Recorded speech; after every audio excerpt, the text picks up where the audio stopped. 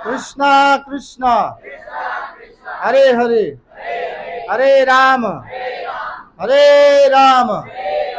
राम राम हरे हरे।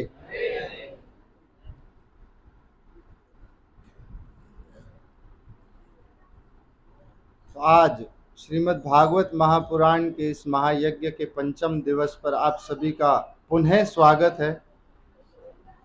हम यहाँ ऊपर बैठकर देखते हैं तो कुछ चेहरे ऐसे हैं जो हर रोज की तरह अपने समय से भी हमसे भी पहले आकर यहाँ उपस्थित होते हैं।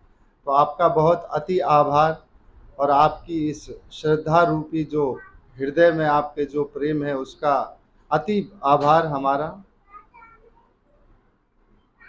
तो आइए पहले सब मिलकर प्रार्थना में भाग लेते हैं। ओम नमो भगवते वासुदेवाय।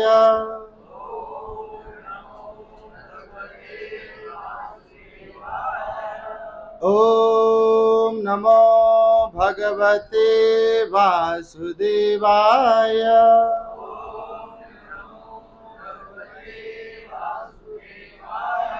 ओम नमो भगवते वासुदेवाय।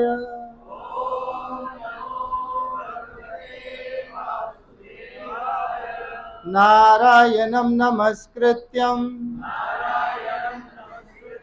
नरं चैव नरोत्तमं देवीं सरस्वतीं व्यासं ततो जयमुदीरये। नष्टप्रायेषु अभद्रेषु नित्यं भागवत सेवया भगवती उत्तमा श्लोके भक्तिर्भवती नैष्टकी। कृष्णाय वासुदेवाय देवकी नंदनाय च नंदगोपकुमाराय गोविंदाय नमो नमः। नमो महावदन्याय कृष्ण प्रेमा प्रदायते। कृष्णाय कृष्ण चैतन्य नामनी गौरतेशे नमः।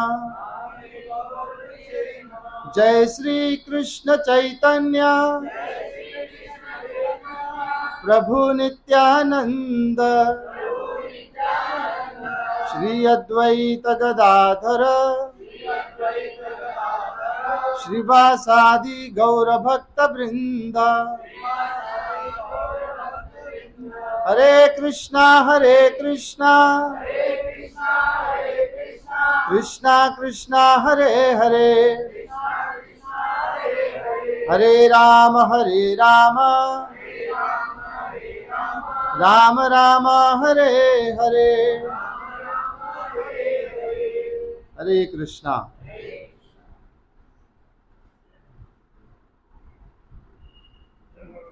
तो श्रीमद् भागवत महापुराण के जो कल चतुर्थ दिवस पर जिन विषयों पर कथा हुई, जो पंचम स्कंद की कथाएं हुई, जिनके अंतर्गत स्वयंभू मनु के दूसरे पुत्र महाराज प्रियव्रत के पूरे वंश का वर्णन है, फिर उनके यहाँ ऋषभदेव महाराज का प्राकट्य भगवान के अवतार का, फिर भरत के चरित्र का वर्णन सुना, फिर उसके आगे जड़ भरत की जो रघुगण महाराज को जो शिक्षाएं थी उनके विषय में हमने उन शिक्षाओं का श्रवण वर्णन किया। और फिर आगे जो खगोल और भूगोल के अंतर्गत जो अध्याय हैं उनके अंतर्गत हमने 7 द्वीपों का वर्णन सुना। जम्बू द्वीप, पलकश द्वीप, इस प्रकार जो शालमली द्वीप, कुश द्वीप, क्रौंच द्वीप, शक द्वीप, पुष्कर द्वीप, इस प्रकार जो ये 7 द्वीप है जिनके चारों ओर 7 अलग अलग रसों के समुद्र हैं, इनके विषय में सुना। फिर 9 वर्षों के ऊपर जो है वो चर्चा हुई जिसके अंतर्गत इन 7 द्वीपों में जिस प्रकार प्रकृति के पंच महाभूतों की और सूर्य ब्रह्मा आदि की पूजा होती है, इस प्रकार जो 9 वर्ष थे उनके विषय में हमने जाना। एक एलावत वर्ष हमने सुना जिसमें संकर्षण की उपासना भगवान शंकर करते हैं पार्वती जी के साथ, जिस वर्ष में कोई पुरुष नहीं आ सकता है, सिर्फ स्त्रियां ही वहाँ होती हैं। उसके विषय में कल थोड़ी सी चर्चा हुई।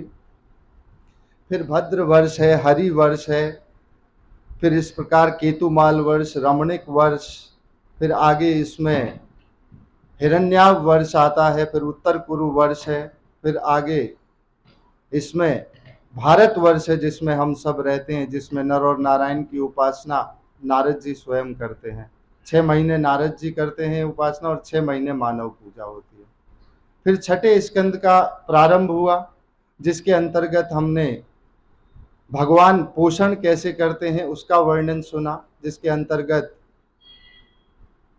नाम के द्वारा अजामिल का उद्धार हमने उसके ऊपर सुना, चर्चा हुई, कथा हुई।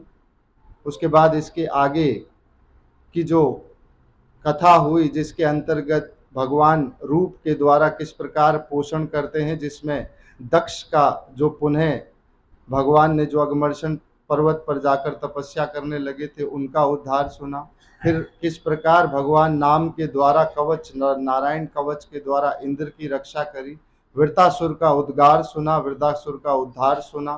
फिर आगे और चित्रकेतु महाराज का जो पूरा हमने चरित्र सुना। इस प्रकार ये छठे स्कंद की जो कथा हुई ये हुई। फिर 7वें स्कंद के अंतर्गत जो 15 अध्यायों का जो स्कंद था, जो आदि दैविक, आदि आध्यात्मिक और आदि भौतिक अध्यायों के अंतर्गत 5 अध्यायों में हिरण्यकशिपु का जो अद्भुत घोर तपस्या का वर्णन सुना।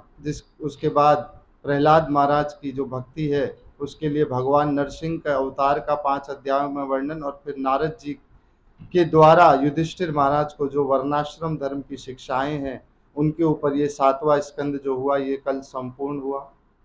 फिर 8वें स्कंद में जो आगे एक अध्याय में, जैसे 8वें स्कंद में 24 अध्याय हैं, जिसमें हमने पहले अध्याय के अंतर्गत कल कुछ मनवंतरों का वर्णन सुना, जिसमें जो मनवंतर हैं, महाराज जी का स्वागत है, मनवंतरों का जो वर्णन है उसमें सुना। मनवंतर का दूसरा अर्थ एक होता है सद्धर्म, कि यदि भगवान ने ये जो सृष्टि को यदि रचा है, ये ब्रह्मांड को रचा है, जो इसका जो शासन है वो किस प्रकार किया जाए, तो ये मनवंतरों का इसमें पूरा का पूरा विश्लेषण हुआ है और इसको सद्धर्म स्कंद भी कहते हैं। मनवंतर जैसे 4 युग हैं हमारे, ये सतयुग है, द्वापर है, त्रेता है और कलयुग है, ऐसे 4। तो सतयुग से 2 गुना, फिर 3 गुना उससे त्रेता, फिर 4 गुना उससे सतयुग, इस प्रकार से ये युग होते हैं। और फिर 71 चतुर्युगी का एक ब्रह्मा का कल्प होता है, फिर महाकल्प होता है और फिर महाप्रलय होता है। हर मनवंतर में एक इंद्र चुना जाता है, 7 ऋषि चुने जाते हैं और हर मनवंतर में एक भगवान का अवतार होता है। इसी प्रकार उसे मनवंतर अवतार कहते हैं। इस प्रकार ये मनवंतरों का हमने वर्णन सुना। फिर इसके आगे के 3 अध्यायों में गज और ग्रह की जो कथा है, भगवान किस प्रकार नाम भगवान की उपासना का जो के द्वारा किस प्रकार भगवान रक्षा करते हैं उसकी कथा सुनी हमने कल। तो अब जो आगे इसमें कथा आती है, 24 अध्यायों के अंतर्गत एक अध्यायों में कुछ मनवंतरों का वर्णन है, जिसमें चाक्षुष मनवंतर है, तापस मनवंतर है, उत्तम मनवंतर है, व्यवस्वत मनु है। इस प्रकार अलग अलग मनुओं का वर्णन आता है इसमें। फिर इसमें आगे, इसी में आगे बढ़ते हुए जो वर्णन आता है वो गज और ग्रह की कथा का वर्णन आता है, और गज और ग्रह की कथा के बाद जो वर्णन आता है वो आता है आगे जो 9 अध्याय हैं, 10 अध्याय हैं जो आगे के।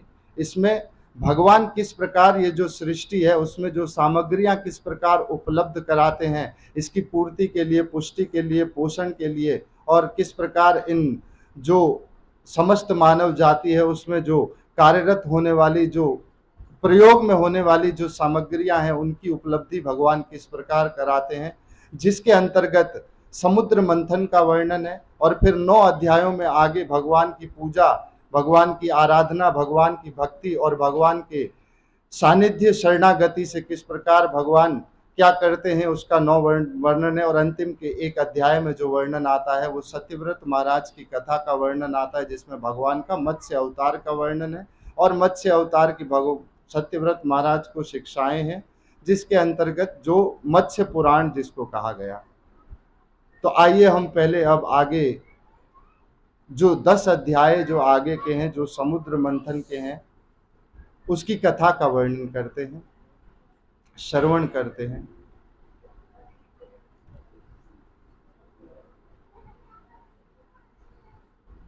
दुर्वासा मुनि क्रोधी मुनि है, जो बड़े क्रोध के लिए प्रचलित मुनि है। एक बार घूमते हुए उनके पास, कहीं घूमते उनको एक अम्लान कुसुम कमल की माला मिली, कमल कुसुम की जो माला मिली, और बहुत सुंदर माला थी। दुर्वासा मुनि के मन में ये इच्छा हुई कि मैं इस माला को देवों के जो देव इंद्र हैं, देवताओं के राजा इंद्र हैं, इनको दूं। अभी तो इच्छा ही प्रकट की थी दुर्वासा मुनि ने। थोड़ा आगे चले हैं, इंद्र स्वयं ऐरावत पर भ्रमण करते हुए उनको दिख गए, और जब इंद्र दिखे तो दुर्वासा मुनि ने उनको वो माला सुपुर्द कर दी कि इंद्र, मैं आपके लिए ये माला, जो अम्लान कुसुम जो है, ये कमल बहुत सुंदर माला है, मैं आपको अर्पण करना चाहता हूँ। परंतु इंद्र में अभिमान सदैव ही रहा है, और इस बार भी उनके इस अभिमान के कारण एक कृत्य हो गया। इन्होंने इस माला को पहना और पहनकर पहले हाथी खुद पहना और उतार कर हाथी के गले में डाल दिया। हाथी ने उतार कर सूंड से उसको नीचे फेंक दिया और आगे बढ़ गया और पैरों के नीचे आ गई, और ये सब दुर्वासा मुनि की आंखों के सामने देखते देखते हो गया। अब दुर्वासा मुनि को आया क्रोध, और दुर्वासा मुनि ने कहा, इंद्र, अपने इस इंद्रता के अभिमान में तुम्हें यह भी ज्ञात नहीं हुआ कि किसी पुष्प की माला को यह प्रसादी है, इसको सदैव ग्रहण कर कर रखना चाहिए।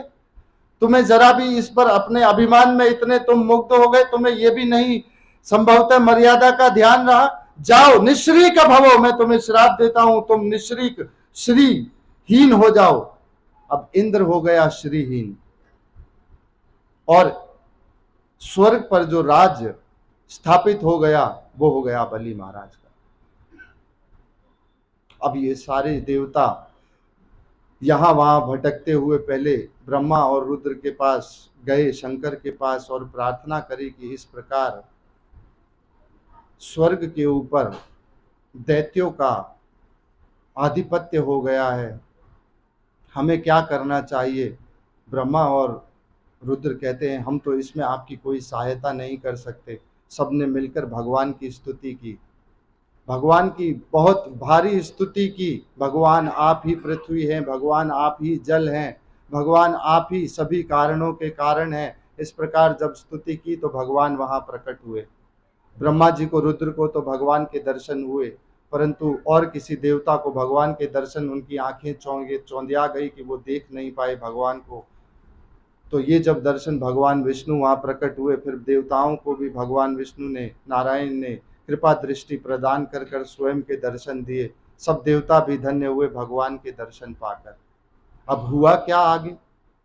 अब ये देवता कहते हैं, भगवान इस प्रकार हमारे जो स्वर्ग की जो गद्दी है, स्वर्ग का जो शासन है, वो दैत्यों का हो चुका है। भगवान नारायण कहते हैं, देखो मैं तुम्हें एक बात बताता हूं, इस वक्त बलि धर्म के रास्ते पर है, ब्राह्मणों का सानिध्य प्राप्त है बलि को, और वो धर्म के मार्ग पर चल रहा है, और धर्म के मार्ग पर जो चलता है उसको मैं स्वयं भी विचलित नहीं कर सकता। बलि इस वक्त पूर्ण सत्य में स्थित है, मैं तुम्हारी इसमें कोई मदद नहीं कर सकता, परंतु मैं तुम्हें एक बात कहता हूं।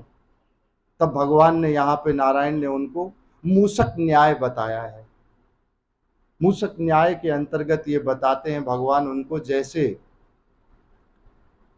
एक चूहे का पिंजरा लगाया हो और उस पिंजरे में चूहा घी की जो रोटी है वो खाने के भाव से भीतर चला जाए और उसके पीछे पीछे उस चूहे को खाने के लिए सर्प चला जाए और दोनों उसमें फंस जाएं,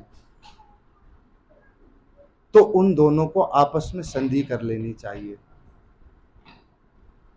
सर्प चूहे से कहते हैं कि देखो, तुम्हारे दांत बहुत नुकीले हैं, तुम इस जो ये जाल है इसको तुम काट दो और फिर हम बाहर दोनों चले जाएंगे, फिर जिसका जो धर्म है वो हम अपना पालन करेंगे। चूहे ने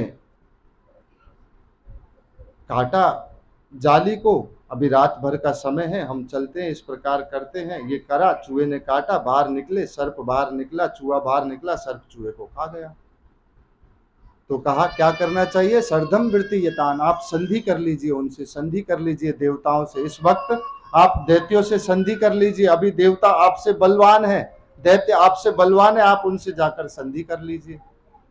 अब संधि के विचार से ये सारे के सारे जब इंद्रलोक स्वर्ग लोक में जाने लगे तो दूर से आते हुए नियत्थे जब देवताओं को देखा तो सारे असुरों ने, दैत्यों ने सोचा कि अब आ ही गए हैं सब यहाँ पर देवता, तो इनको बंदी बना लेते हैं हम। अब बंदी बना लेने के विचार से ये जब करने लगे तो बलि महाराज ने कहा नहीं, अभी ये हमारी शरण में आए, नियत्थे आए, इससे हमारा यश कम होगा, तो अभी इनको कुछ ना कहें। अब ये देवता जब यहाँ आए, इनसे कुछ कहा नहीं दैत्यों ने, और जब बात करते हुए कहा कि देखें बलि महाराज, अब ये स्वर्ग का शासन तो आपका है, परंतु एक हम कार्य कर सकते हैं, क्योंकि देवताओं को भगवान विष्णु ने, ये नारायण ने ये जो समाधान है ये बताकर भेजा था, आप ये कहना दैत्यों से, वो मान जाएंगे। तो कहा क्या करना चाहिए? तो कहा हम सब मिलकर क्षीर सागर का मंथन करेंगे, उसमें अमृत निकलेगा, आप भी पीजिएगा, हम भी पिएंगे, हम दोनों का भला हो जाएगा, फिर जैसी भगवान की इच्छा वैसे सब होगा। बलि महाराज ने कहा ठीक है। अब ये सब एकत्रित हुए, दैत्य इकट्ठे हुए हैं सारे के सारे, और देवता सब के सब एक साथ एकत्रित हुए हैं। सुरा, असुरा, निर्जरा, ऐसे देवताओं को पहले भी, ये इसके बाद से ये देवताओं के नाम हुए। तो देवता भी एकत्रित हुए, असुर भी एकत्रित हुए। अब क्षीर सागर का मंथन करना है तो कैसे किया जाए मंथन? सबने विचार करके इस तरह से सोचा कि मंदराचल पर्वत को मथनी बनाते हैं। अब मंदराचल पर्वत को ये सारे के सारे दैत्य और देवता एक साथ मिलकर उठाने के लिए गए, परंतु जब उठाने के लिए गए, मंदराचल पर्वत को उठाया उन्होंने, और उठाते ही वो पर्वत गिर गया, और वो उनके ऊपर गिरा, दोनों के ऊपर, देवताओं के और असुरों के दोनों के अंग भंग हो गए। भगवान नारायण ने दृष्टि डालकर पुनः इनके जो शरीर है वो सबके ठीक किए, जैसे कभी कुछ हुआ ही नहीं था। जैसे हम जादू का कोई खेल माया का देखते हैं, ऐसे भगवान ने सबको ठीक कर दिया। और भगवान आए गरुड़ पर चढ़कर फिर, और गरुड़ पर चढ़कर मंदराचल पर्वत को गरुड़ के पीठ पर रखा, सभी देवताओं को बिठाया, असुरों को बिठाया, और फिर क्षीर सागर की ओर ले गए। अब यहाँ आकर क्षीर सागर का कहा कि मंथन करना है तो माथनी किसको बनाया जाए? तो वासुकी को बनाया गया नेकी। वासुकी नाग को जब ये नेकी बनाया गया कि एक हाथ से हम खींचेंगे, एक साइड से देवता खींचेंगे, इस प्रकार जब ये इस विचार से ये करने लगे, तो अब पहले तो देवता हो गए मुख की तरफ, और ये सारे असुर हो गए पूंछ की तरफ, जो सर्प की पूंछ होती है उसकी तरफ हो गए। अब दोनों में फिर से एक बहस हो गई कि नहीं, हम पूंछ की तरफ नहीं जाएंगे, हम दैत्य, हम बड़े हैं, हम पहले पैदा हुए हैं, हम बड़े हैं आपसे, हम यहाँ पर नहीं, पूंछ की तरफ, पीछे की तरफ हम नहीं लगेंगे सर्प के। तो वासुकी नाग तो पहले तैयार ही नहीं हो रहे थे, तब उनको मना कर बड़ी सुझा बुझा कर कि आपको भी अमृत का एक हिस्सा हम पिला देंगे, एक भाग आपको अमृत का देंगे। तो वासुकी भी जब तैयार हो गए थे तो अब ये मान नहीं रहे हैं, सारे देवता आपस में युद्ध करने लगे, वे फिर से बहस करने लगे, नहीं हम नहीं यहाँ लगेंगे, हम आगे के मुंह की ओर लगेंगे।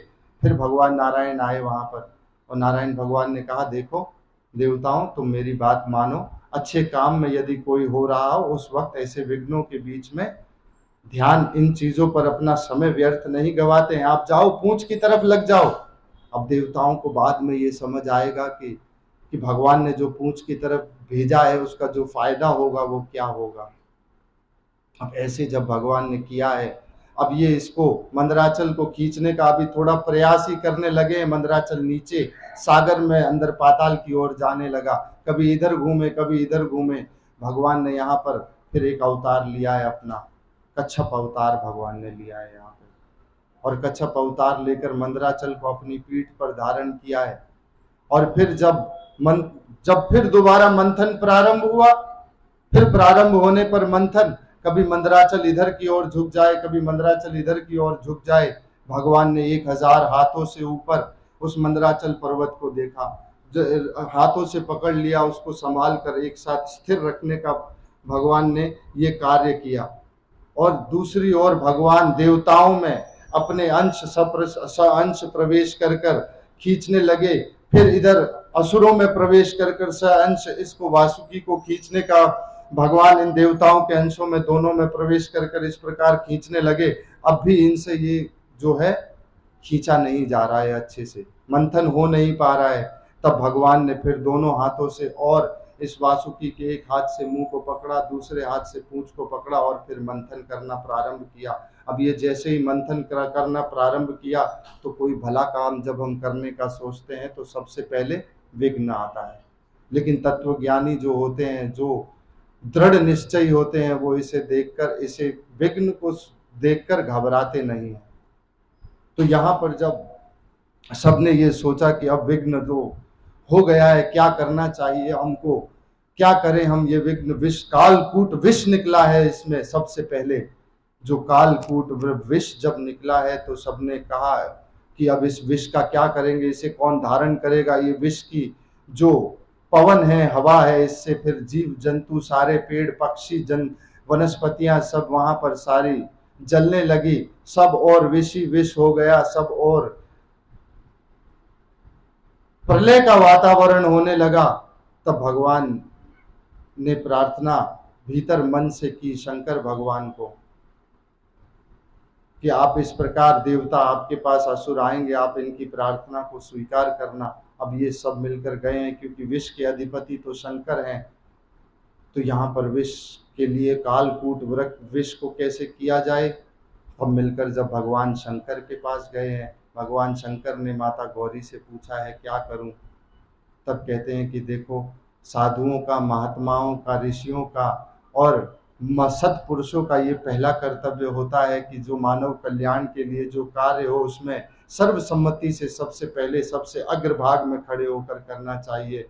आप जाइए और यहाँ पर इस जो विष है इसका आप इनका समाधान कीजिए। भगवान शंकर आए, भगवान ने सारे पृथ्वी से, सारे ब्रह्मांडों से दोनों हाथों से उस विष को एकत्रित किया, एक हाथ में धारण किया, दोनों में अपने, और विष को पीने लगे भगवान शंकर। कुछ बूंदे नीचे गिरी, जिससे जो ये विषैले जीव है ये बने हैं। विष भी आवश्यक है, विष से बहुत सारी औषधियां बनती हैं। तो विष इस एक रत्न है विष भी, क्योंकि इससे बहुत सारी औषधियां बनती है जिससे बहुत से रोगों का निवारण होता है। तो ये भी पहली एक औषधि जो निकली है रत्न के रूप में विष, इसको भगवान शंकर ने पिया। और भगवान शंकर ने जब इस विष को पिया है तो पहले भगवान शंकर ने सोचा कि मैं मुख में तो इस विष को नहीं रख सकता, इसमें तो मैं सदैव राम नाम, भगवान का नाम मेरी जीभा पर रहता है। यदि मैं ऐसे इस विष को यहाँ रख लूँगा तो मेरी विषमयी नाम हो जाएगा, फिर उस विषमयी नाम पर लोग विश्वास नहीं करेंगे। तो कहा कि क्या करे, फिर सोचा कि हृदय में भी नहीं रख सकता, वहाँ तो परमात्मा का, भगवान का स्वरूप दर्शन मैं सदैव करता हूँ, वहाँ भी नहीं रख सकता इस विष को। तो भगवान शंकर ने इस विष को अपने कंठ में एक जगह स्थिर कर दिया, और तब भगवान का नाम हो गया यहाँ पर नीलकंठ महादेव। बोलो नीलकंठ महादेव की जय। यहाँ नीलकंठ महादेव हो गया भगवान का नाम। माता जी का स्वागत है, हरे कृष्णा। तो यहाँ नाम हो गया क्या भगवान का? देखिए शंकर जी का नीला हो गया कंठ, लेकिन ये भी तच्छ विभूषणम, ये भी एक भगवान का आभूषण बन गया, भगवान का आभूषण बन गया। क्यों? क्योंकि सद्भाव के विचार से, मानव कल्याण के विचार से ये किया, तो ये भी भगवान का आभूषण बन गया शंकर का। तो नीलकंठ महादेव यहां पर हो गए। अब विष निकला यहां पर, फिर इसका समाधान जब हुआ, फिर इस जो मंथन है इसके कार्य को फिर से प्रारंभ किया गया। फिर इसमें दूसरी जो रत्न निकला वो कामधेनु गाय निकली। सबने, असुरों ने और देवताओं ने कहा ठीक है, गाय हम ऋषियों को दान कर देते हैं। कामधेनु गाय को ऋषियों को दान कर दिया। फिर एक उच्चश्रवा घोड़ा निकला, दैत्यों ने कहा हम रखेंगे, बलि महाराज को दे दिया। ऐरावत हाथी निकला, तो इंद्र ने कहा मुझे चाहिए, वो देवताओं को दे दिया। फिर इस प्रकार कौस्तुभ मणि निकली, वो भगवान ने अपने गले में धारण कर ली। कौस्तुभ मणि की एक खासियत होती है कि उसमें ना कोई छेद होता है और ना किसी धागे की आवश्यकता होती है, किसी बंधन की आवश्यकता नहीं होती है। और भगवान कहते हैं कि यदि मेरे पास भी कोई आए, उसमें भी कोई छिद्र परिछिद्रता रह जाए, मुझे ये मंजूर नहीं है। और मेरे पास आने पर भी यदि किसी का कोई बंधन रह जाए, ये संभव नहीं है। इस प्रकार उस कौस्तुभ मणि को भी भगवान ने धारण कर लिया। फिर आगे इसी में आगे निकलते हुए फिर लक्ष्मी निकली यहाँ पर। और लक्ष्मी जब निकली यहाँ पर, तो सब जगह, हर जगह पृथ्वी पर सब जगह वापस वही खुशहाली होने लगी, क्योंकि वापस लक्ष्मी जी आ गई। अब लक्ष्मी जी आए तो पहले नारायण और लक्ष्मी जी की एक बड़ी गुह्य बात हुई। देखो हम तो अनादि काल से सदा आपस में रहते हैं, हम तो सदैव ही एक दूसरे के संगी हैं, परंतु हमारे विवाह की कोई वर्षगांठ नहीं मनाई जाती है। तो आज ये सुअवसर ऐसा प्राप्त हुआ है कि लक्ष्मी जी अब आकर आप मुझे वरण कर लीजिएगा। पहले आपका लक्ष्मी को देखकर तो सब ऐसे मोहित हो गए, ऐसे अद्भुत सुंदरी थी लक्ष्मी माता, दिख रही थी बहुत अद्भुत सुंदरी, सुंदर साड़ी में तैयार होकर। बहुत पतली सी कमर है लक्ष्मी माता की, और चंद्रमा जैसा उनका मुख है, और ऐसा ललाट चमक रहा है जैसे सूर्य जैसा तेज उनके ललाट से प्रकट हो रहा हो। ऐसी लक्ष्मी को फिर लक्ष्मी का स्वयंवर किया गया। लक्ष्मी के स्वयंवर में जब पहले कहा ये तो अमुक आदमी तो बहुत क्रोधी है, इसको देखा कहा इसमें लालच बहुत है, कहा इसमें अभिमान बहुत है। फिर किसी में आगे देखा तो कहा ये तो इसकी काम भावना बहुत अधिक है। ऐसे करते हुए सबको रिजेक्ट करती हुई लक्ष्मी माता आगे बढ़ती बढ़ती जब गई, तो वहां दूर देखा एक जगह पर आराम से लेटे हुए एक नारायण भगवान लेटे हुए हैं। वहां जाकर देखा तो कहा इसकी कोई विवाह की इच्छा नहीं लग रही है, ये कौन है? तो कहा ये नारायण है स्वयं। कहा मैं तो इन्हीं का वरण करूंगी। तो यहाँ लक्ष्मी ने भगवान नारायण का वरण किया, और लक्ष्मी नारायण यहाँ पुनः एक हो गए। ये तो इनकी पहले से ही सब वार्ता हो ही गई थी दोनों की। तो यहाँ लक्ष्मी का वरण हुआ, और फिर आगे इसमें रत्न निकले, और जिसके अंतर्गत, और रत्नों के अंतर्गत जिसमें मुख्य एक रत्न निकला है जो है धन्वंतरी, जो निकले हैं किसको लेकर? अमृत कलश को लेकर। अब जैसे ही ये अमृत कलश निकला, यहाँ सब देवता और असुर दोनों आपस में लड़ने लगे, और असुरों ने अपने बल से, प्रबल से उसको कलश को छीनकर और वहां से दूर भाग गए, और यहाँ फिर ये युद्ध होने लगा। इस प्रकार अब क्या करा जाए, क्या करा जाए? अब देवता दैत्य भी आपस में ही लड़ रहे हैं, मुझे दो मुझे दो मुझे दो मुझे दो, मैं बलवान हूं, पहले मैं पीऊंगा, पहले मैं पीऊंगा, पहले मैं पीऊंगा, ना पहले मम मम मम मम, मैं पहले, ऐसे इस प्रकार करते लड़ रहे हैं यहाँ पर दैत्य। परंतु ये देखकर सारे के सारे देवता जो हैं वो बहुत दुखी हो गए कि अब अमृत हमारे भगवान की कृपा से निकला भी इस मंथन से, परंतु 14 रत्न वैसे मुख्य निकले थे, जिनमें फिर अप्सराएं निकली, वो देवताओं ने ले ली। वरुणी निकली, जो शराब है वरुणी, वो निकली जो दैत्यों ने ले ली।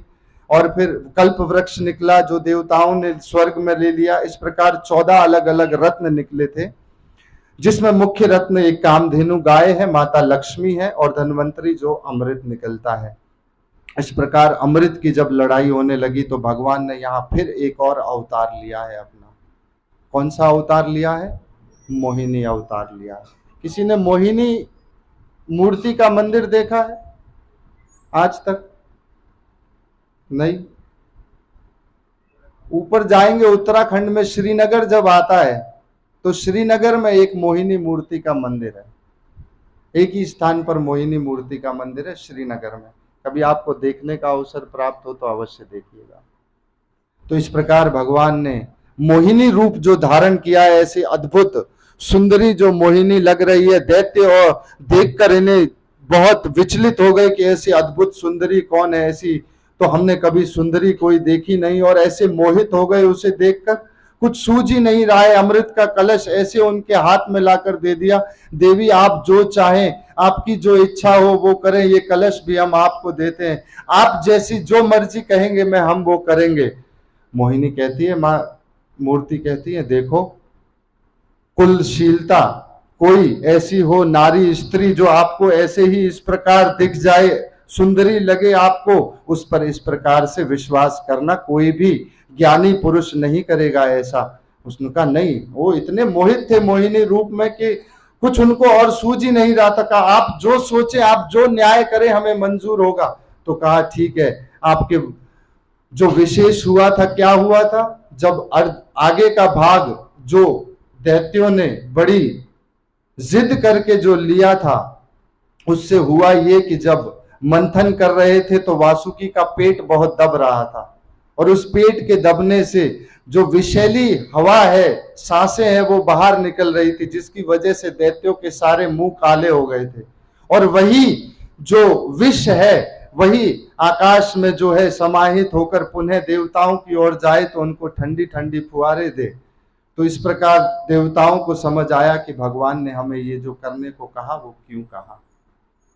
तो ये इस प्रकार वासुकी के करने से काले हो गए। मोहिनी ने कहा आप जाओ, पहले जाकर स्नान कर कर आओ, सुंदर अपना स्नान करके आके यहाँ बैठो, आप पंक्ति में बैठ जाइए, मैं आप लोगों को अमृत पिलाती हूँ, एक एक करके अमृत आप सबको पिलाऊंगी। अब ये कहा जब, तो सारे दैत्य चले गए यहाँ पर, और यहाँ देवताओं को कहा आप लोग भी पंक्ति में बैठ जाइए। अब मोहिनी बड़ा सुंदर रूप लेकर मुस्कुराती हुई देखती जाए यहाँ दैत्यों को, और कहा पहले इन देवताओं को अमृत पिला देती हूँ, इनको थोड़ा अमृत पहले पिला दूँ, फिर सारा अमृत आपको पिला दूंगी मैं। ये देवता बड़े कामी हैं, इनको पहले पिला लेने दो। मोहिनी रूप तो ऐसा था, ऐसे मोहित थे वो, तो वो जैसे कोई क्या कहते हैं उसको, जब कोई किसी को वशीकरण कर लेता है, इस प्रकार वश में थे वो तो दैत्य सारे के सारे। और ऐसी जब वशीकरण में वो कहे, जैसे ऐसे मुस्कुराते हुए देखे, और बहुत मुस्कुराते हुए दैत्यों की ओर मुंह करके मुस्कुराती जाए और देवताओं को अमृत पिलाती जाए मोहिनी, धीरे धीरे पिलाते। और यहाँ पर राहु को समझ आया कि ये ठीक नहीं हो रहा है, ये जाकर सूर्य और चंद्र के मध्य में जाकर बैठ गया देवताओं के बीच में। इसको मोहिनी ने अमृत पिलाया ही था अभी, तभी पीछे से सूर्य कहता है अरे ये दैत्य है, ये राहु आया है दैत्य, इसको कैसे अमृत पिला दिया। मोहिनी ने उसी वक्त चक्र निकालकर उसकी गर्दन काट दी, दो हिस्सों में बट गया, एक रह गया, ऊपर का अर्ध भाग रह गया। राहु और केतु इस प्रकार दो हुए जो आज भी ग्रहण लगता है, हम सब देखते हैं। इस प्रकार राहु को और ये अमृत पिलाने लगे। पिलाते पिलाते यहाँ पर ये थोड़ा पिलाया, और फिर मोहिनी रूप को सबके सब दैत्य पहचान गए, ये तो गलत है। मोहिनी रूप वहां से तो इस प्रकार देखकर पहले, और बहुत आराम से वहां से अंतर्ध्यान हो गए भगवान मोहिनी रूप में। और यहाँ पर दोनों दैत्य और असुरों का महासंग्राम हुआ है, देव असुर संग्राम यहाँ पर हुआ है। युद्ध में सब लड़ने लगे और बहुत बहुत भारी संग्राम हुआ है। यहाँ पर दैत्य देवताओं को मारने लगे, देवता देवतियों को मारने लगे, और इस युद्ध में ऐसा हुआ देवताओं की प्रबलता आ गई, मोहिनी भगवान नारायण आ गए, चक्र लेकर दैत्यों को मारने लगे। इस प्रकार फिर ब्रह्मा जी ने कहा नारद जी, बेटा नारद जाओ और देवताओं को समझाओ कि ऐसा ना करें वो। अब नारद जी यहाँ आकर कहते हैं देवताओं से, देखो देवताओं, ये असुर जो है ये भी इस संसार की आवश्यकता है, दैत्य भी इस संसार की आवश्यकता है। यदि दैत्य नहीं होंगे देवताओं, तो आप लोगों को कोई आपको श्रेष्ठ कहेगा, किससे श्रेष्ठ कहेगा?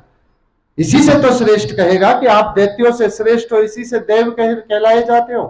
तो इनको आप, ये सृष्टि की बड़ी आवश्यकता है, आप इनको मारे नहीं। और बड़ी कृपा की देवताओं ने नारद जी की बात को सुनकर ये असुर संग्राम जो है इसको समाप्त कर दिया। और इस असुर संग्राम के होते होते, इसी असुर संग्राम के मध्य में खत्म होने से भी पहले तो बलि महाराज सामने आए, इंद्र युद्ध करने के लिए आए। और इंद्र कहता है, बलि किस प्रकार की किसकी तुम चिंता कर रहे हो? आओ मुझसे युद्ध करो, दिखाओ अपना पराक्रम। बलि महाराज कहते हैं, इंद्र, ये जन्म मृत्यु जय विजय ये सब तो समय के कारण, जो जिसके समय का किस्मत में होगा उसको प्राप्त होगा। तुम अपना पराक्रम दिखाओ, मैं मेरा पराक्रम दिखाता हूं। और यहां पर युद्ध होने लगा दोनों में। इंद्र ने वज्र मारा, और वज्र मारा तो बलि महाराज यहां से अपने विमान से नीचे गिरे और मूर्छित होकर गिर गए। और यहाँ से सारे के सारे दैत्य, बाकी दो, भागकर चले गए। यहाँ से बलि महाराज को सबने उठाया, मृत शरीर को, और ले जाकर शुक्राचार्य को सुपुर्द कर दिया। और शुक्राचार्य इसी शरीर को फिर संजीवनी विद्या के द्वारा पुनः जीवित करेंगे।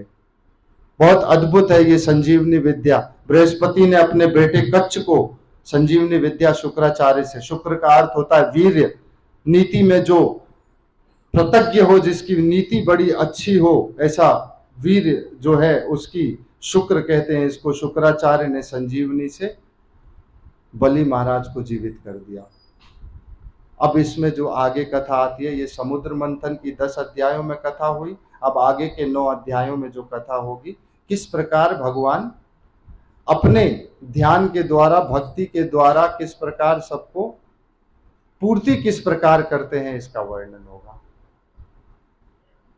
तो ऐसा कितने हो गए ये? 1 3 4 और 10 14, 9 23 और 1 24। ठीक है, हमारी भी गणित। एक स्कूल में एक टीचर जी गए और कहा, जाकर बच्चों के पास बैठे और इंस्पेक्शन करने वाले थे। इंस्पेक्शन करने वाले जो आते हैं स्कूल में, बच्चों का किस प्रकार की पढ़ाई हो रही है, कैसी करते हैं, अच्छी है नहीं है, ठीक कर रहे हैं नहीं कर रहे हैं। तो जाकर देखा, फिर जाकर वहाँ पर बच्चों से कहा, अच्छा बच्चों बताओ, अच्छी पढ़ाई आपकी चल रही है, एक सवाल पूछूं आपसे तो बताओगे? तो कहा हाँ बिल्कुल बताएंगे। तो कहा उज्जैन से इंदौर 50 किलोमीटर दूर है, बताओ मेरी उम्र कितनी है? उज्जैन से इंदौर 50 किलोमीटर दूर है, आप मुझे बताओ मेरी उम्र कितनी है? कोई जवाब नहीं आया। पीछे से एक छोटा सा बच्चा उठा और कहता है हाथ उठाकर, सर मैं बताऊं? कहा बताओ। तो कहा सर 48। कहा 48? और उसकी सही में उम्र 48 थी, सही में उम्र 48 थी। तो कहा बहुत अच्छा बेटा, अब तुम खड़े होकर अपने सब इन बच्चों को बताओ, अपने सहभागियों को, सब विद्यार्थियों को बताओ तुमने ये गणित किया कैसे। कह रहा सर ज्यादा गणित तो नहीं है, मेरा एक भाई है वो 24 साल का है, वो आधा पागल है, और आपका ये जो सवाल है ये पक्का बोलता है आप 48 के होंगे। पूरे पागल ही ऐसा सवाल कर सकता है, कोई आधा पागल तो ऐसा तो 24 का मेरा भाई आधा है पागल, आप 48 के पूरे पागल लगते हो महाराज। तो ऐसे गणित है, तो थोड़ा हम भी सही है, मैं तो फेल ही हो गया था। तो इस प्रकार जब बलि महाराज को जब शुक्राचार्य ने जीवित कर दिया संजीवनी बूटी से, तो बलि महाराज यहाँ पर भृगुवंशी ब्राह्मणों का सानिध्य पाकर और यहाँ पर सोम यज्ञ करने लगे, विश्वजीत यज्ञ करने लगे। और विश्वजीत जैसे ही यज्ञ करने लगे और अद्भुत इनकी शक्तियों में पराक्रम हो गया। यज्ञ किया, यज्ञ से एक रथ निकला, घोड़े निकले, एक कभी न तरकश निकला, कभी न समाप्त होने वाला तरकश निकला, जिसमें बाण कभी समाप्त नहीं होते हैं। और इस प्रकार ये शस्त्र अस्त्र निकले और उसी रथ पर सवार होकर बलि महाराज दैत्यों के साथ पुनः गए, सीधा स्वर्ग पर आक्रमण किया और स्वर्ग हो गया पुनः बलि महाराज के हाथ में। अब फिर स्वर्ग मिल गया पुनः बलि महाराज को। अब देवता यहाँ फिर इधर उधर भटकने लगे, क्या किया जाए, कैसे किया जाए, ये सब हो क्या रहा है। भगवान की प्रार्थना करने के लिए जाएं भी तो कैसे जाएं, अब छुपे घूम रहे हैं, क्योंकि बलि महाराज इतने शक्तिशाली हैं, इस बार उन्हें छोड़ने वाले नहीं थे। पिछली बार तो उन्होंने छोड़ा उनको, लेकिन इस बार बलि महाराज तो पहले ही इतने क्रोधित थे, क्योंकि पराजय की क्रोधित जो क्रोधपन था वो अभी भी अंदर था कि पराजय होकर आए, अब तो हराना है, इनको पराजित ही करना है।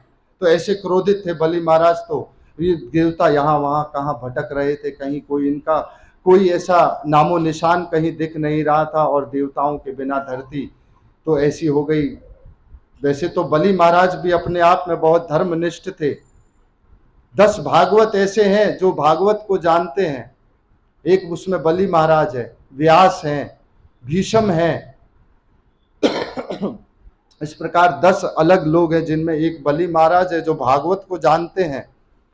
तो बलि महाराज यहाँ पर स्वर्ग पर शासन स्थापित हो गया, और वहाँ दूसरी ओर कश्यप जी तो कहीं गए हुए थे प्रचार के लिए बाहर, और फिर पुनः जब वापस आए तो देखा अपनी पत्नी अदिति को। अदिति को देखकर देखा कि वो बहुत मायूस और दुखी हैं। तो पूछा, और बहुत सुंदर प्रश्न पूछे हैं यहाँ पर अदिति से कश्यप जी ने, जो गृहस्थ जीवन के लिए बड़े विशेष प्रश्न होते हैं। पूछा, अदिति क्या हुआ, कोई ऐसा कोई घर में मेहमान आया था, अतिथि आया था जिसको तुम खिला नहीं पाई? क्या तुम पूजा समय पे नहीं कर पाई? क्या किसी ब्राह्मण आया उसको तुम खिला नहीं पाई हो? या किसी का तुमने अपराध कर दिया किसी ब्राह्मण का, ऐसा तो नहीं हुआ है तुमसे? ये प्रश्न बताते हैं कि गृहस्थ जीवन में कमियां क्या होती हैं। तो ऐसे अद्भुत जब प्रश्न पूछे, अदिति ने कहा, मेरे पुत्र कहीं दिखाई नहीं देते हैं, स्वर्ग पर राज्य स्थापित हो गया है बलि महाराज का, तो क्या किया जाए?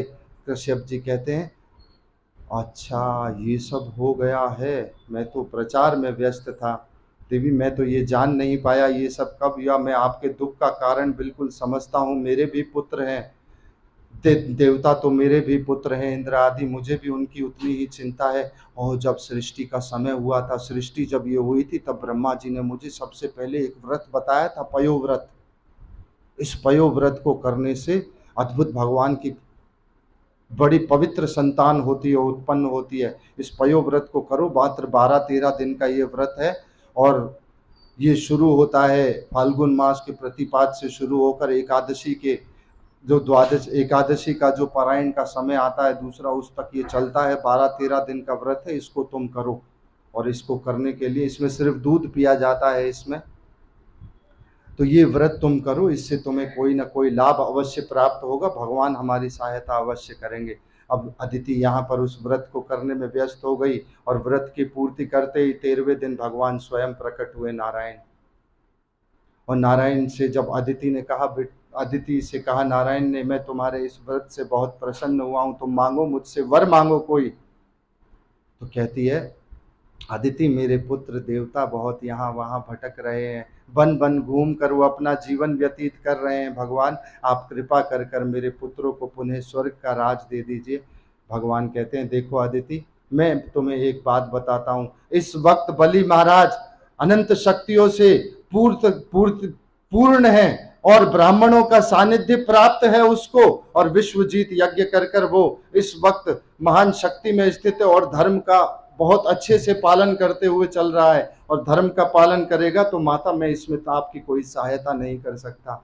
अदिति तो दुखी हो जाती है भगवान का ये उत्तर सुनकर, परंतु फिर भगवान स्वयं बोलते हैं, अदिति मैं आपको एक बात बताता हूँ, परंतु ये बात आप किसी को बताना मत, इसे आप गुप्त रखना। देवताओं का जो भाग होता है इसको गुप्त रखा जाता है सदैव।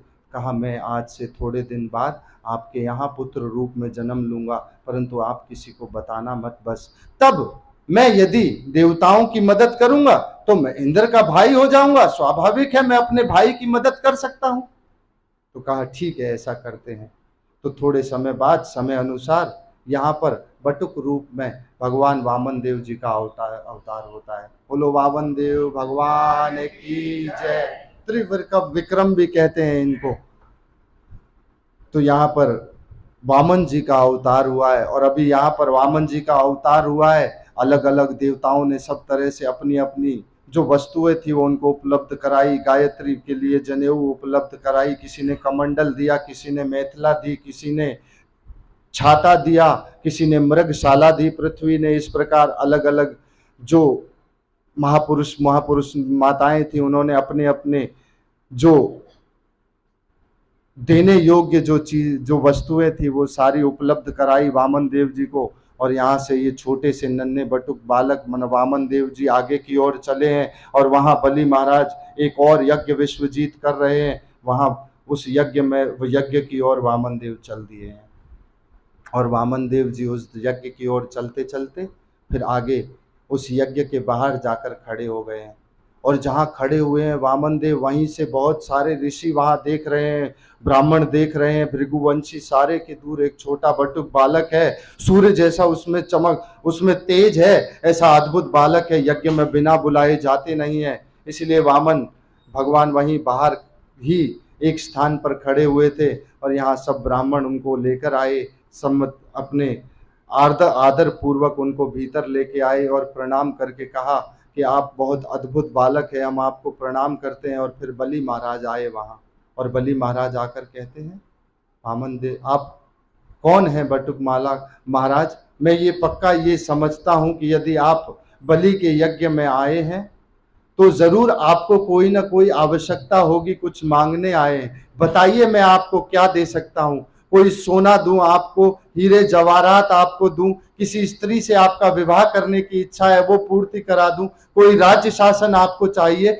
मांग लो मुझसे। अरे बलि के यहाँ जो मांगने आता है उसे दोबारा कभी जीवन में मांगने की आवश्यकता नहीं होती। इस अहंकार में बलि बोला बहुत कि बलि के यहाँ जो मांगने आता है वो कभी दोबारा उसे मांगने की कोई आवश्यकता नहीं होती है। और यहाँ बलि महाराज की ये बात सुनकर वामन देव कहते हैं, नहीं मुझे तो कुछ ऐसा नहीं चाहिए, मांगने की मुझे कोई इच्छा नहीं है। फिर भी आपको तो कहा, नहीं बलि के यहाँ यदि आप आए हो तो आपको मांगना तो पड़ेगा। बलि के यहाँ से आज तक कोई खाली हाथ नहीं गया है। अरे बलि तो बलिदान नाम बलि के नाम से चलता आया है कि बलिदान देने वाले जैसा अद्भुत नाम जो लिखा हुआ है, जो कृत लिखा हुआ है, उसका जो जन्म हुआ है वो बलि महाराज के दान के एक करण दानी हुए, एक बलि महाराज दानी हुए। भगवान कहते हैं ऐसे अद्भुत दानी इस धरती पर कभी हुए नहीं। और यहाँ ये देखते हैं और फिर कहते हैं, वामन देव बहुत सुंदर शब्दों में कहते हैं, बलि मैं आपको एक बात कहता हूं, जो आप कह रहे हैं कि आप जैसा दानी कोई नहीं है, आप देना चाहते हैं बलि के यहाँ, मैं बिल्कुल जब ये सोच कर आया था, मेरी अपेक्षा जो थी वो यही, मेरी अपेक्षा के हिसाब से जो मेरी संभावना थी उस पर आप खरे उतरे हो। अरे बलि अरे आपके परदादा प्रहलाद महाराज ने अपने पुत्र के विरुद्ध में न्याय दे दिया था, ऐसे अद्भुत आपके पड़पिता थे। भगवान स्वयं नरसिंह देव उनके लिए अवतार लेकर आए थे। और आपके परदादा हिरण्यकशिपु, अरे उनकी तो मैं क्या बात कहूं, वो विष्णु को लेकर, गदा लेकर विष्णु को मारने के लिए वैकुंठ चले गए थे और भगवान विष्णु स्वयं वहां छुपकर उनके हृदय में छुप गए। और फिर देखा हिरण्यकशिपु ने, भगवान है नहीं, शायद मर गए होंगे, विष्णु चले गए वहां से। और फिर आपके पिता विरोचन, अरे उन्होंने तो ब्राह्मणों के मांगने पर, देवताओं के मांगने पर अपना स्वयं का शरीर दे दिया। पता था छल करने के लिए आए हैं, फिर भी स्वयं का शरीर दे दिया। ऐसे अद्भुत वंश में बलि आप पैदा हुए हो। आप जैसा अद्भुत राजा होना बड़ा बहुत मुश्किल है। आप तो राज ऋषि शताम जैसे राजा हो, अद्भुत आपका वंश है ये। जब कोई मांगने जाए ना तो पहले तारीफ करनी चाहिए उसकी। ये सिद्धांत स्थापित कर रहे हैं यहाँ पर भगवान वामन कि यदि किसी से मांगने जाओ तो स्वयं पहले झुककर उसकी तारीफ करो, उसकी प्रशंसा करें, तो उसका हृदय और खुलेगा कुछ देने के मामले में। तो ऐसा जब सोचा तो बहुत अद्भुत, यहाँ से आगे बढ़ते हुए इस कथा को इस प्रकार ये करवट लेती है। अब यहाँ वामन देव कहते हैं, ठीक है आप देना चाहते हो। तो बलि महाराज ने फिर कहा, मांगो। तो कहते ठीक है, यदि आप देना चाहते हो तो आप मुझे 3 पग धरती दे दीजिए बस। अब बलि यहाँ पर जोर से हंसते हैं, अरे बटुक बाम, आप एक तो स्वयं इतने छोटे हैं, ऊपर से 3 पग धरती मांग रहे हैं। अरे बलि के यहाँ मांगने आए हैं, आप विचार तो कीजिए कम से कम। बड़ी बड़ी धर्म की बातें, ज्ञान की बातें कर रहे थे और मांगने में ये 3 पग धरती मांग रहे हो। नहीं, बट ब्राह्मण कहते नहीं, ब्राह्मण के पास तो इतना ही होना चाहिए जितनी उसकी आवश्यकता हो, जिसमें उसका जीवन भरण पोषण अच्छे से हो जाए, उससे अधिक ब्राह्मण को रखना अच्छा नहीं होता है। कहा फिर भी ठीक है, तो कहा ठीक है। और यहाँ पीछे से अभी ठीक है ही कह रहे हैं, शुक्राचार्य आए पीछे से, कहते हैं सुनो बलि, ये विष्णु आया है, तुमसे मांगने आया है, ये तुम्हारा सब कुछ ले जाएगा छल कर कर। बलि कहता है कोई बात नहीं, विष्णु भी है तो मेरे से मांगने ही आया है ना, मैं देने वाला हूं, मैं बड़ा होऊंगा। अभी अहंकार था बलि में फिर भी। फिर कहा कि शुक्राचार्य ने एक अच्छी बात कही, शुक्राचार्य ने, बहुत गुरु का काम होता है भगवान मिला देना। भगवान मिला दिया कि भाई ये भगवान है, विष्णु है, स्वयं आए हैं आपके लिए। तो कहा तो क्या करना चाहिए? तो कहा इस प्रकार, आप 3 पग धरती देनी है। तो कहा ठीक है। अंजलि, अक्षत, विद्यावली उनकी पत्नी जल लेकर आई, और बहुत कभी कभी हास्य में, बहुत कथा में कहते हैं कि शुक्राचार्य वहां पर उस जो कमंडल की जो छोटी नली होती है उसमें भीतर चले गए और बैठ गए। जल बाहर नहीं आ रहा था। वामन देव जी ने एक छोटा सा तिनका लेकर फोड़ा तो एक आंख फूट गई शुक्राचार्य जी की। तो ये हास्य में, भागवत में तो नहीं लिखा है, अन्य किसी उपनिषद पुराण या संहिता में अवश्य लिखा होगा। तो इस प्रकार ये हुआ, और ये तो सिद्धांत ये स्थापित होता है, यदि कोई सद्धर्म करना चाहता हो, दान पुण्य करना चाहता हो, तो उसके बीच में टांग नहीं अड़ानी चाहिए, वरना जो दृष्टि है वो कुदृष्टि अपने आप हो जाती है। तो इस प्रकार आगे बढ़ते हुए अंजलि लेकर, जब यहाँ पर बलि ने अंजलि ली और कहा जाओ, मैंने आपको ब्राह्मण 3 पग धरती दी, इतना तो अभी कहा ही था बलि ने। और यहाँ पर वामन देव त्रिविक्रम हो गए, तीनों लोग सब इकट्ठे हो गए उनके, और एक पांव से ऊपर उन्होंने लिया पूरा का पूरा, नीचे पाताल नाप लिया उन्होंने, पाताल तक नीचे नाप लिया, और दूसरा ऊपर लेते गए, जितने हैं स्वर्ग लोक, महर लोक, तप लोक, सत्य लोक, ऊपर जाते हुए महर लोक, शिव लोक, ऊपर वैकुंठ, इस प्रकार नीचे वहां जाकर एक छिद्र करते हुए वहां से वामन देव के अंगूठे से गंगा प्रकट हुई है। उस गंगा को ब्रह्मा जी ने अपने कमंडल में लिया है, फिर शंकर जी ने अपनी जटाओं में धारण किया है, फिर ये इस धरती पर आई है। इस प्रकार ये गंगा का आगमन हुआ है वामन देव के आगे के जो अंगूठे का छोटा भाग है उससे। और यहाँ पर तीनों 2 पांवों में पूर्ण जितना बलि ने जो अर्जित किया था, जो अपने धर्म जन्य जितने परलोक थे, वो सब भगवान ने ले लिए, और अपनी शक्ति से अर्जित जो ये पृथ्वी लोक था, वो वामन भगवान ने 2 अपने चरणों में नाप लिया, 2 पगों में नाप लिया।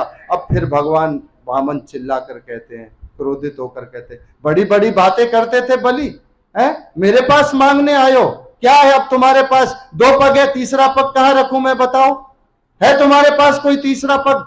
अब बलि महाराज यहाँ पर शर्मिंदा नीचे झुकर नजर को करते हुए कहते हैं, महाराज भगवान मेरे पास तो नहीं है, परंतु अब ये दोनों लोक तो मैंने, ये स्वर्ग लोक, ये आदि परलोक, लोक परलोक, ये सब तो मैंने अपनी शक्ति से अर्जित किए हैं। और ये शक्ति से अर्जित करने वाले लोगों को जो जिसने ये अर्जित किया वो स्वयं मैं तो अभी भी हूँ, मैं स्वयं आपको अपने आप को अर्पण करता हूँ, और आप ये तीसरा पैर मेरे सर पर रख दीजिए। और यहाँ वामन देव जी ने तीसरा पैर बलि के सर पर रख दिया, और बलि को भगवान ने स्वीकार कर लिया। बलि का अहंकार सब नष्ट हो गया जब उसने अपने शरणागति जो है वो अपने सिर को भगवान के सामने जब सुपुर्द किया, समर्पित किया, तो शरणागति इस प्रकार से अहंकार बलि का नष्ट हुआ। और फिर वामन देव कहते हैं, गरुड़ बांध दो इस बलि महाराज, बलि को यहाँ पर, बहुत बड़ी बड़ी बातें करता था ये। अब कोई लेने वाला दे रहा है दान, परंतु लेने वाला लेने की इच्छा हो या ना हो, ये तो उसकी इच्छा पर निर्भर करता है।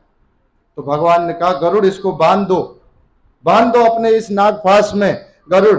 और गरुड़ ने बलि महाराज को बांध दिया है। और वहां से फिर प्रहलाद महाराज आ गए हैं, और प्रहलाद महाराज आए हैं, मेरा पड़पोत्र बलि की जो शरणागति है भगवान के प्रति और उसकी जो भक्ति है वो किस प्रकार पूर्ण होती है, ये देखने के लिए प्रहलाद महाराज आ गए। और कहते हैं, भगवान ये सब तो आपने ही दिया है, इनको आपने ही वापस ले लिया, आप ही से ये सब कुछ निकलता है, आप ही का ये सब कुछ है, आपने सही किया, बलि से सब कुछ ले लिया। और यहाँ विंध्यावली कहती है, भगवान ये बलि समझता है इसने अपने शरीर से ये सब अर्जित किया है, अरे ये शरीर तो भगवान आपका दिया हुआ है, और फिर ब्रह्मा जी वहाँ पर आ गए और ब्रह्मा जी आकर कहते हैं बलि, भगवान से कहते हैं भगवान, अरे बलि ने तो सब कुछ आपको सुपुर्द कर दिया है, आपने अब भी इसको क्यों बांध कर रखा है। भगवान कहते हैं आप इसको छोड़ दीजिए। ब्रह्मा जी कहते हैं, और बलि महाराज को जब छोड़ने की बात ब्रह्मा जी कहते हैं, और फिर ब्रह्मा जी एक और बात कहते हैं, भगवान आप इसे छोड़ दीजिए। अगर आप इस प्रकार शरणागति, जिसने अपना सर्वस्व आपको सौंप दिया हो, अगर यदि आप उसके साथ ऐसे करेंगे तो आपकी भक्ति का जो संप्रदाय है इसका तो लोप हो जाएगा। ब्रह्मा जी ये कहते हैं, भगवान कहते हैं ब्रह्मा जी आप चिंता मत करो, ये बलि जिसने मेरा सर्वस्व, जिसने मुझको अपना सर्वस्व दिया है, जिसने मुझे सब कुछ दिया, उसे मैं अपना सब कुछ देता हूं। और ये बलि, अब ये बलि इस धरती, इस स्वर्ग लोक, तो क्या मैंने इसके लिए स्वयं एक सूतल लोक तैयार किया है जिसका वैभव इस स्वर्ग लोक से भी बहुत अधिक होगा, और वहां ये प्रहलाद का सत्संग सुनेंगे सदैव, और मैं स्वयं वहां 6 महीने तक खड़े होकर द्वारपाल के रूप में इनके यहाँ खड़ा रहूंगा, इनकी सेवा के लिए खड़ा रहूंगा द्वारपाल बनकर। तो भगवान को जो सब कुछ अपना सुपुर्द देता है, भगवान उसको कहीं गुना अधिक कर कर देते हैं। तो ऐसे जब बलि महाराज का ये चरित्र यहाँ पर बलि की जब भगवान ने पूर्ति की है और बलि महाराज को ये सब कुछ प्रदान किया है। एक बार रावण जब बलि के लोग सूतल लोक में गया नीचे, तो 10-12 दरवाजे हैं बलि के सूतल लोक में। जो जैसे ही रावण भीतर अंदर घुसने का प्रयास करे तो हर दरवाजे पर एक छोटा नन्हा बटुक बालक आ जाए। अब इसको कहता है रावण उठाकर बाहर फेंक दूंगा मैं तुम्हें, मुझे अंदर जाना है। कह रहा है नहीं, अभी तुम्हारा समय नहीं आया है यहाँ आने का। और कहता है मैं तुम्हें यहाँ से उठाकर बाहर फेंक दूंगा। भगवान उसको अपने एक अंगूठे से मारते, रावण सूतल लोक से सीधा वापस लंका में जाकर गिरता है। तो ऐसा अद्भुत भगवान वहाँ रक्षा में सदा कैसे किस प्रकार भगवान रक्षा करते हैं अपने भक्तों की। और जब भगवान को अपना सब कुछ समर्पित कर दिया जाता है तो किस प्रकार भगवान उससे कहीं कहीं कहीं ज़्यादा अधिक लोक परलोक के सुखों से, बहुत आनंद देने वाले सुखों से भी अधिक जो है वो ऐश्वर्य वैभव प्रदान करते हैं। इस प्रकार यहाँ पर आकर बलि महाराज का जो 9 अध्यायों में भक्ति का जो ये पूर्ण, जो 9 अध्यायों में इनका पूरा जो संदर्भ में भक्ति के और भगवान की पूजा और यज्ञ आदि के संदर्भ में जो ये अध्याय हैं ये पूर्ण होते हैं। फिर एक अध्याय में आगे इसमें सत्यव्रत महाराज की एक कथा आती है।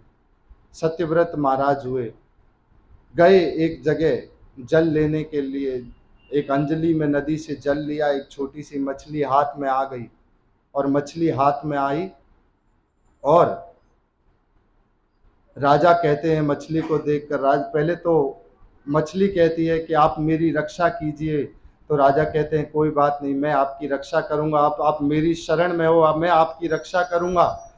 तो कहा ठीक है। राजा इसको घर ले गए, लाकर एक छोटे से पात्र में डाला, पीतल के में मछली पात्र जितनी बड़ी हो गई देखते ही देखते। फिर उसको जाकर एक बड़े से वहाँ पर अपने जो सरोवर था उसमें रखा, सरोवर जितनी बड़ी हो गई। नदी में डाला, सत्यव्रत महाराज ने देखते ही देखते नदी पे सेतु की तरह बन गई। और फिर जाकर सागर में डाला तो वो सागर जितनी बड़ी जब मत्स्य हो गया, ये मछली हो गई। तब यहाँ पर सत्यव्रत महाराज से भगवान कहते हैं कि कोई किसी की रक्षा नहीं करता है, मैं ही सबकी रक्षा करता हूँ, तुम मेरी क्या रक्षा करोगे सत्यव्रत महाराज। और मैं तुम्हें बताता हूँ, जब ब्रह्मा जी को एक जमाई आती है तो एक छोटी महाप्रलय होती है, एक प्रलय होती है। और उस प्रलय में सत्यव्रत महाराज, जब प्रलय होगी तो मैं आपको दूर से एक स्वर्ण का जिसका सींग निकल रहा होगा, ऐसी एक नौका बनकर, मछली बनकर नौका जैसी मैं आपको दिखूंगा। और तब आप ये सारी की सारी सारे वेद औषधियाँ ये सब लेकर, वनस्पतियाँ जो कि इनके बीज हैं ये सब लेकर आप मुझ पर सवार हो जाना। जब ये प्रलय का सब समय हो जाएगा, समाप्त हो जाएगा, तब पुनः आप इस जो बीज हैं धरती के, वनस्पतियों के, आदि के, औषधियों के, इन सभी को पुनः अपनी अपनी जगह स्थगित कर दीजिएगा, मतलब रख दीजिएगा। तो इस प्रकार सत्यव्रत महाराज की कथा आती है। और फिर इसमें सत्यव्रत महाराज को जो उपदेश सुनाते हैं भगवान, जो मत्स्य का अवतार है वो, उसका नाम मत्स्य पुराण हुआ है। तो इस प्रकार आकर हमारा जो ये 8वां स्कंद है ये यहाँ आकर पूर्ण आहुति पर पहुंचता है। 8वां स्कंद आपने सुना पूरा अभी, जिसके अंतर्गत ये सारी की सारी कथाएं हैं। 24 अध्यायों का ये स्कंद है। इसके बाद नवा स्कंद प्रारंभ होता है, इसमें भी 24 ही अध्याय हैं, जिसके अंतर्गत 12 अध्यायों में सूर्यवंश का वर्णन है और आगे के 12 अध्यायों में चंद्रवंश का वर्णन है। और प्रभुपाद जी ये कहते हैं कि 9वें अध्याय तक जब तक भागवत को ढंग से नहीं समझा जाएगा तब तक भगवान के दर्शन 10वें स्कंद में होंगे नहीं। यदि 10वें स्कंद में भगवान के दर्शन करने हैं तो 9वें स्कंद को सबसे पहले हमें समझने की आवश्यकता है। इसमें विशेष ऐसी कथाएं नहीं है, सिर्फ वंशों के, डायनेस्टीज के नाम है, जो अलग अलग डायनेस्टीज हैं उनके नाम है, जिसके अंतर्गत कुछ राजाओं की विशेष जिनसे प्रेरणा मिलती है उनकी शिक्षाओं का वर्णन है। तो पहले सूर्य वंश का वर्णन होता है और इस 9वें स्कंद में ऐसे ऐसे राजाओं का वर्णन है जो इस त्रिलोकी, जो तीन लोक है, इनके अधिपति रहे थे और अनंत ब्रह्मांड में कहीं भी घूम सकते थे। ऐसे महाप्रतापी राजाओं का, महा सम्राटों का वर्णन है और ये सारे के सारे मुक्त राजा थे, जीवन मुक्त राजा थे सारे के सारे। भगवान के प्रति इनकी शरणागति सबकी बहुत अधिक थी। तो सूर्य वंश का वर्णन करते हुए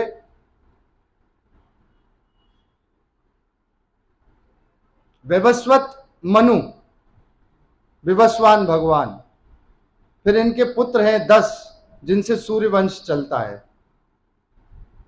तो सूर्य वंश पहले प्रारंभ होता है, फिर वैवस्वत मनु जो है, इनके कोई पुत्र नहीं था।